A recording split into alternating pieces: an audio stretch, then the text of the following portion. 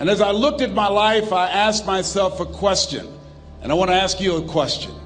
How many of you know if you had your life to live over again, you could have done more than what you've done thus far? Raise your hands, please. Now, that proves a point of what we do, what we accomplish, what we produce in life is only a tip of the iceberg of what's possible for us. I want you to think about some major goal that gives your life a sense of meaning right now.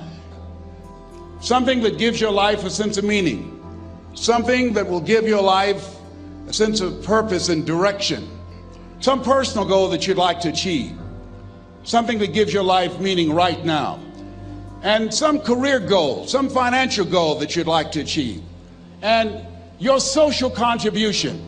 Horace Mann said we should be ashamed to die until we've made some major contribution to humankind. What's your goal? What's your dream? What is it you want to do with your life? Dr. Joelle Martin said something that I love. She said, what would the world be like if everybody lived their dream? Here's what I've found about life. It's not as complicated as I used to make it. I think that life is about dreams and stories. Everything that exists, the world at one time was barren, but everything that exists, hotels, planes, they weren't here. Everything that we see every day, computers, all of the things that we see, someone had a dream. Someone had a dream of a person standing on stage and their voice being amplified so they don't have to scream and yell and can be heard by thousands. Someone had that dream of how to transport us from one place to the other quickly and safely. The clothes you have on, where you're now seated, all came out of somebody's dream, the world's greatest achievement. What is your dream? I said that you have something special. I didn't say that just to be kind. I said it because it's true. You are God's chosen vessel. You were chosen, 1 out of 400 million sperm. You have something in you that when you were chosen, when you showed up, there's something in you that if you don't do it, all of us will suffer. Repeat after me, please. Live full. Die empty. Let's say it again. Live full. Die empty.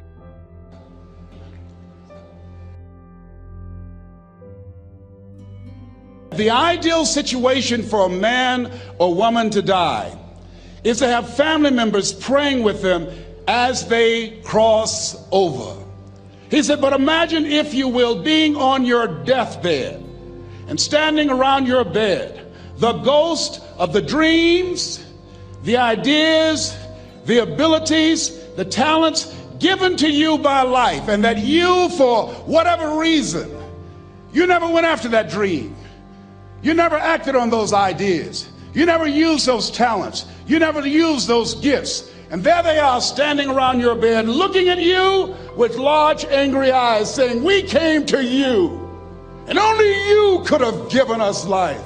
And now we must die with you forever.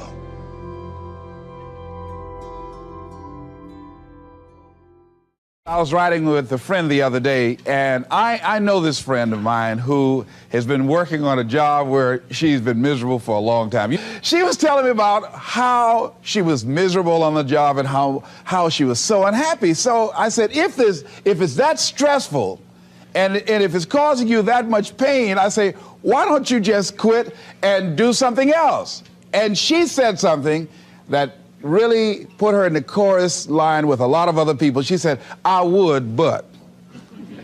And then I started thinking about that. I said, let me take a poll. So I started talking to other people, and I would ask them what they were doing. And I said, but is that your passion? And they would say no. I said, then what's your real passion? And they would tell me what their real passion was. Then I said, well, then why aren't you doing what you really want to do?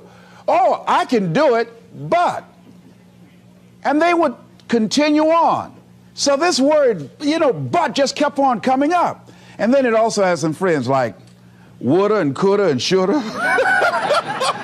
And one day I'm going to have my own business.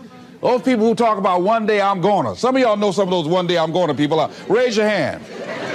Some of you get up in the morning and look in the mirror at that person. I just tease it, all right? So how is it that many times we block ourselves and we use these words almost like we're in a trance, like we're sleepwalking through life, that we find ways to cancel out our dreams? And I think that but is a dream killer, that a lot of things that we want to do, a lot of places we would like to go, a lot of things we would like to experience, and we just stop at but, and we build a case. In fact, I was reading something the other day that talked about but. It says but is an argument for our limitations, and when we argue for our limitations, we get to keep them. See, but will cause you to procrastinate, but will cause you to hide out behind fear, but will cause you to come up with all type of excuses that you can validate your inaction and not acting on your dream. And right now, more than ever, people need to look for ways to live their dream. People need to look for ways to make it on their own. There is no such thing as job security. There's no such thing as a storm-proof or tragic-proof life. There are no guarantees today, ladies and gentlemen. The illusion is gone. There was a time when we graduated from high school, you were told, go to college and get out, and you go and work for a corporation for 30 or 40 years. They'll give you a gold watch and you'll retire. Special announcement, that day is gone. That day is gone, never to return again. So instead of people living in fear, feeling stressed out, feeling powerless, feeling like victims, I think it should be a time that we need to begin to look at ways that we can become an active force in our own lives. Look at ways when we can decide to take charge of our own destiny. Look at ways when we can decide to design a life of substance and begin to truly live our dreams. And it's time for people to decide, I'm ready to get on with my life. Shake somebody's hand on your right and left. A guy named Bob May said this, don't let nobody turn you around. Do that right quick.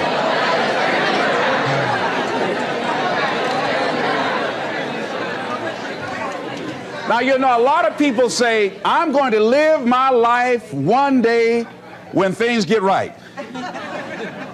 When I get all my bills paid. When I get my feet on the ground. I say, what have you been walking on? See, there are no problem-free moments. A guy named Dimples had a record one time called, If It Ain't One Thing, It's Another. And I say, if it ain't one thing, it's 12 others. Always something there to build a case on why you can't move on, why you can't grow to the next level, why you can't begin to manifest your greatness, why you can't begin to live life on your terms.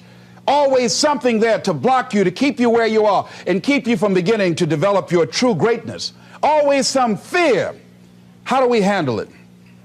And I'm saying that if you've been hiding out behind but, if you've been using the fact that you don't have enough money or you don't have the education, take it head on. Go get the education.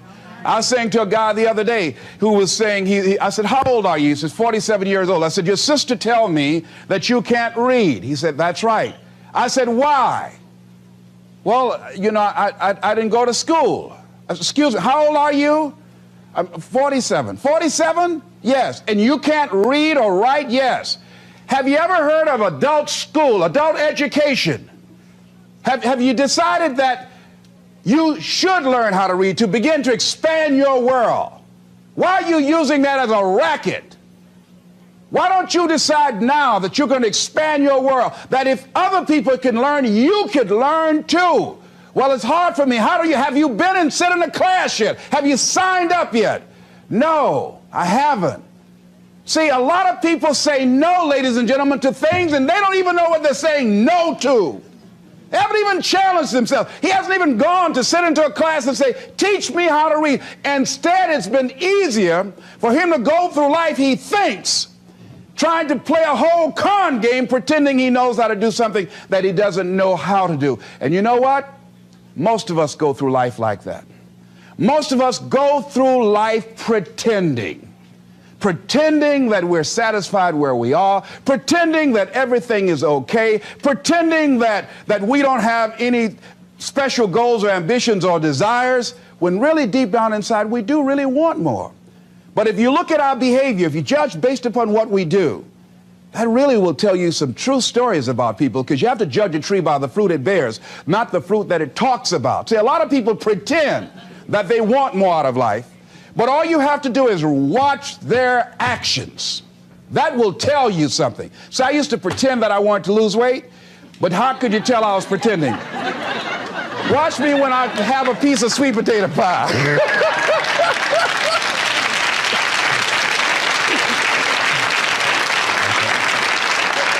Let me get within walking distance of some peanuts, some potato chips. See, I was pretending that I really wanted to lose weight. No, you just watch what I eat. I tell you what I'm seriously committed to. People will tell you, oh yeah, one day I want to have a restaurant. See, they're pretending they want to go into business for themselves. They're not serious. How can you tell, Les? Watch their actions. Watch what they're doing. The proof is in the pudding. So if you want to do something, if you've thought about something you want to do, take it head on.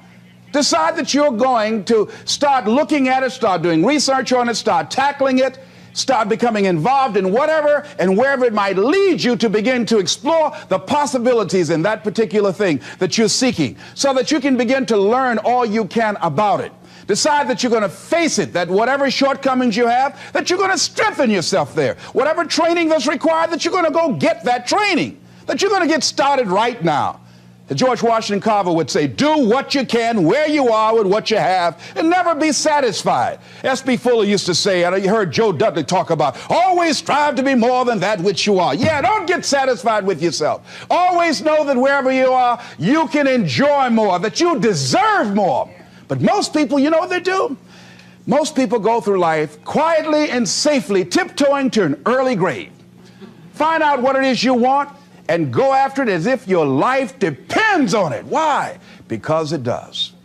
People that have found their passion, people that found the things that they love, people that have found the things that they can pour their lives into, those people live longer. I was in New York and I had to do a seminar at a special church, and a guy by the name of Reverend Johnny Youngblood. And I said, how is it that you were able to build this big housing facility and got all of the various community and religious groups together to have this dwelling for 2,000 residents that were once homeless? How were you able to take on this responsibility? Wasn't it overwhelming? He said, the kind of work I do, he said, it's in me. I've got to live what's in me.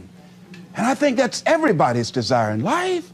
You got to live what's in you. Life is just too short and unpredictable. But what do we say? But there always be tomorrow. Oh no. There's no guarantees you're going to show up tomorrow. There are a lot of people who were here yesterday that they're not here today. There are a lot of opportunities that were around yesterday. They're not here today. Oh, you can wait, but you know what Abraham Lincoln said? Well, good things might come to those who wait, but only the things that have been left over by those who hustle.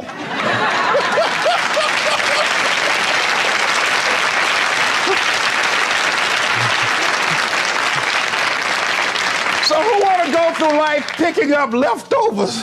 You deserve much more than that. The leftovers is somebody has left you. So take it head on, begin to explore it. Here's something else. Decide to do it now.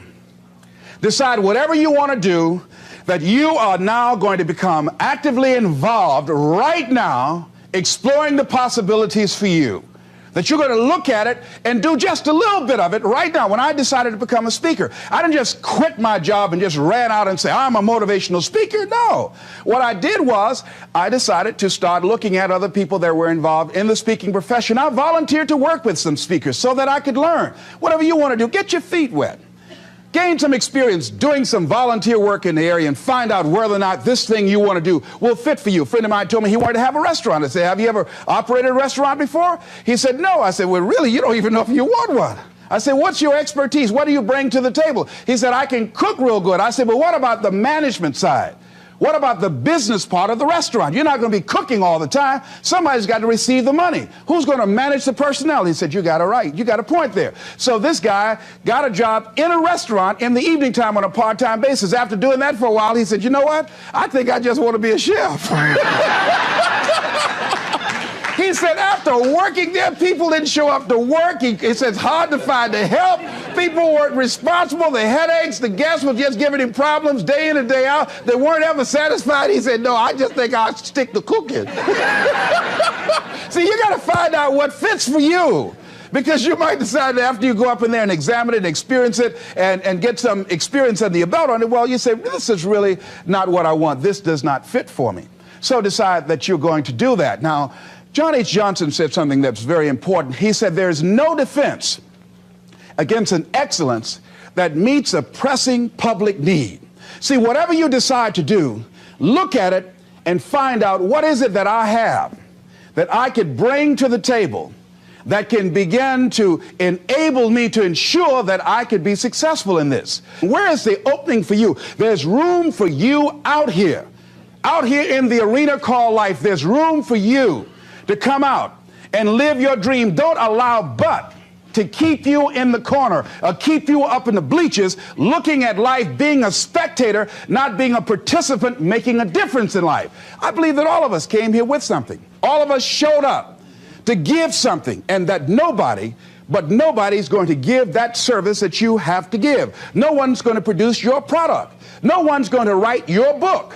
No one's going to open your academy. No one's going to begin to create your daycare with a special curriculum to help to cultivate the high self-esteem in our children. That's your idea. And if you don't bring your idea out here, when you die, all of us will suffer because we've been deprived of your genius because you allowed but to keep you in the bleachers and not pursuing your greatness. You take it to your grave with you. And that's what most people do. I think that's why the guy said that many people die at age 21 and don't get buried until they're 65. They're walking dead. You can tell them by the way they walk. How they look in the face when they speak to you. I was giving a speech in this high school, and a lady came after school. She said, Mr. Brown, I want to talk to you about my son. I said, what is it? She said, he's not motivated. I said, I wonder why.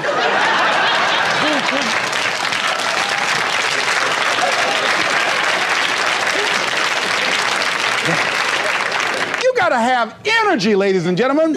You got to have life. If you're excited about what you're doing, even in the area of selling, you know people don't buy because of logical reasoning. People buy because of your way of feeling. People don't like to be around dead people. No, let the dead bury the dead. No, keep them away from you before they grab you and want to hold on to you or something. So the fact that whatever you do, you want to be excited about it.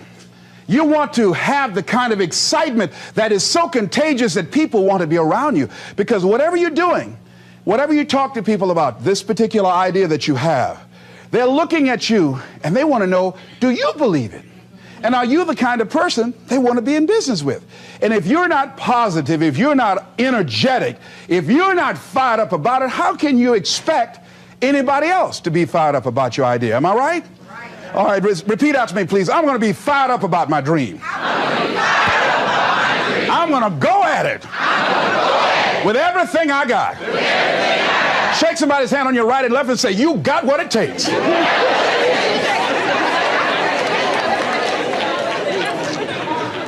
are a lot of people who say, but I tried once or twice and it didn't work out.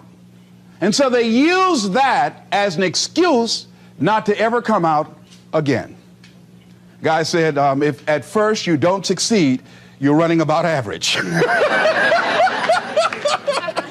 So if you have come out here with an idea and it didn't work out 2 or 3 times, well, that's all right. You're running about average. You know, I heard something, a jarring question. It says, why is it that people prefer known hells to unknown heavens? You know why? Because it's comfortable, ladies and gentlemen.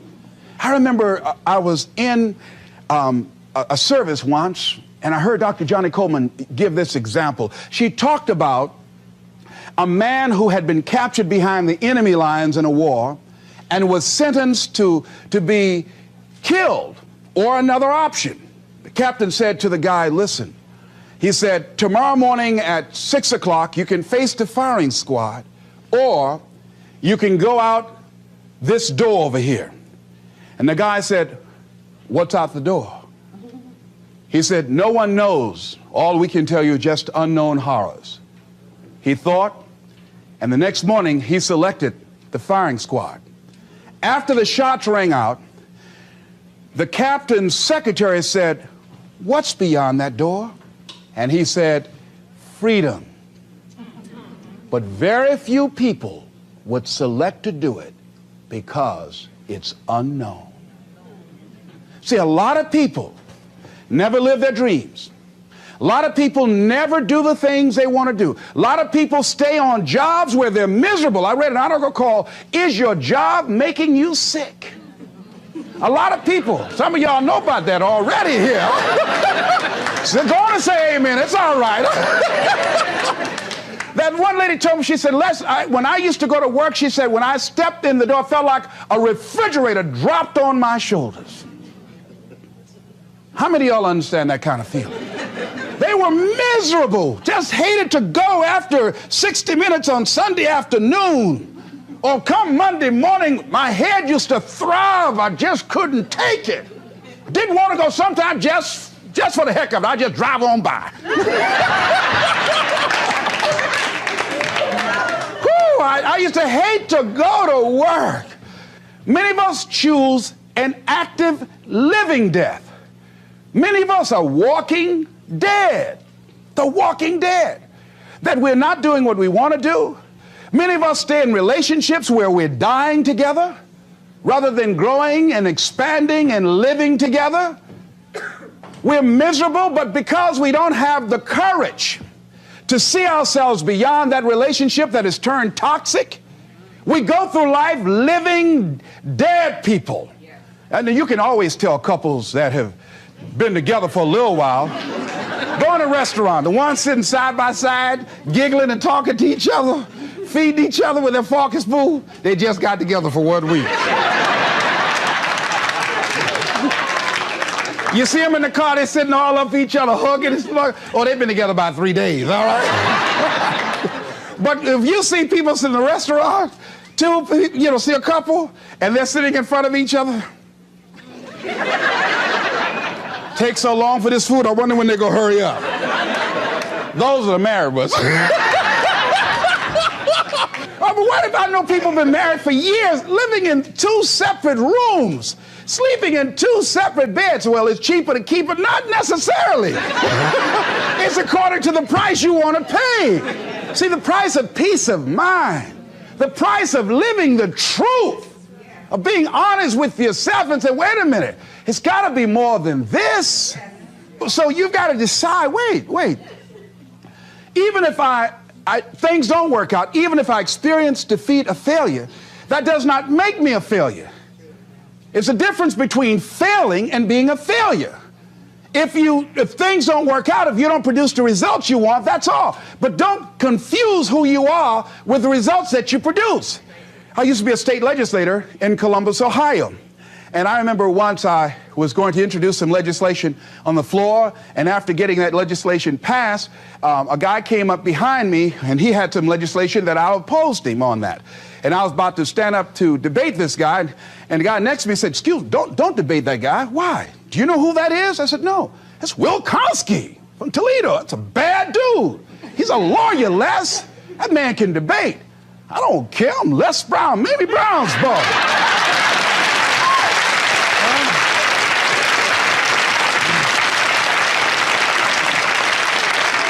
So I raised my hand, Mr. Speaker. He said, the gentleman from the 29th House District? I said, yes, sir. To tell the gentleman I'd like to take him on.